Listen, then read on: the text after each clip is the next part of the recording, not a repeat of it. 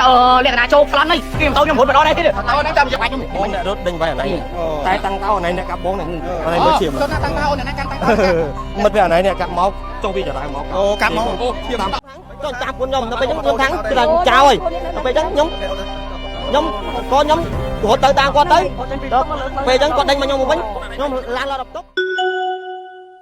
ពិតជាគួរឲ្យរន្ធត់ណាស់ចំនួនរឿងញ៉ែប្រពន្ធគេរហូតឈានដល់ការដេញកាប់អានេះយ៉ាងសាហាវនិងវាយកំទេចម៉ូតូបង្កការភ្ញាក់ផ្អើលទាំងយប់ភ្នំពេញករណីអំពើហិង្សាដ៏សាហាវមួយបានកើតឡើងបង្កឲ្យមានការភ្ញាក់ផ្អើលយ៉ាងខ្លាំងខណៈដែលបរិសុទ្ធពីរក្រុមបានផ្ទុះជម្លោះពាក្យសម្ដីយ៉ាងក្តីគគុករហូតឈានដល់ការប្រាយកាំបិតដេញកាប់គ្នានិងវាយបំផ្លាញម៉ូតូឲ្យខូចខាតយ៉ាងដំណាំ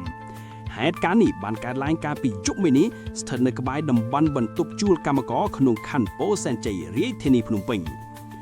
យោងតាមការរៀបរាប់ពីកន្លែងកើតហេតុបានដឹងថាដើមចំនៃចំនួននេះគឺផ្ដើមចេញពីរឿងប្រច័ណ្ឌបន្ទាប់ពីភាគីម្ខាងបានចោទប្រកាន់ថាបរិសុទ្ធម្នាក់ទៀតបានជិះម៉ូតូតាមដេញញ៉ែប្រពន្ធមិត្តភក្តិរបស់ខ្លួនខណៈពេលនាងកំពុងជិះម៉ូតូម្នាក់ឯងដោយសារតែកំហឹងឈាមរាវនិងការយល់ច្រឡំភាគីទាំងសងខាងមិនបានដោះស្រាយគ្នាដោយសន្តិវិធីនោះទេប៉ុន្តែបែរជាហៅគ្នាដេញកាប់ចាក់យ៉ាងសាហាវរហូតធ្វើឲ្យបរិសុទ្ធម្នាក់រងរបួសដៃយ៉ាងធ្ងន់ធ្ងរហូរឈាមស្រោចខ្លួនគួរឲ្យខ្លាចក្រៅពីបង្ករបួសស្នាមលើរាងកាយភាគីម្ខាងទៀតថែមទាំងបានដេញតាមវាយកំទេចម៉ូតូរបស់គូចំនួនរហូតបែកខ្ទេចខ្ទីនៅមុខបន្ទប់ជួលទៀតផង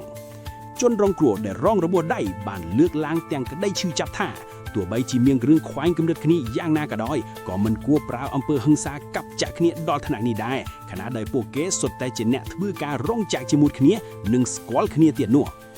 ក្រោយការហេតុភ្លាមកម្លាំងសមត្ថកិច្ចប៉ុស្តិ៍នគរបាលរដ្ឋបាលមូលដ្ឋានបានចុះអន្តរាគមន៍ឃាត់ខ្លួនភាគីទាំងសងខាងនាំយកទៅសាកសួរនៅប៉ុស្តិ៍នគរបាលដើម្បីដោះស្រាយតាមនីតិវិធីច្បាប់នេះគឺជាមេរៀនមួយសម្រាប់យុវជននិងបរិសុទ្ធដែលចូលចិត្តប្រើកំហឹងយកឈ្នះរៀងខ្លួនរហូតត្រូវប្រឈមមុខនឹងការជាប់ពន្ធនាគារនិងរបួសស្នាមពេញរាងកាយបែបនេះ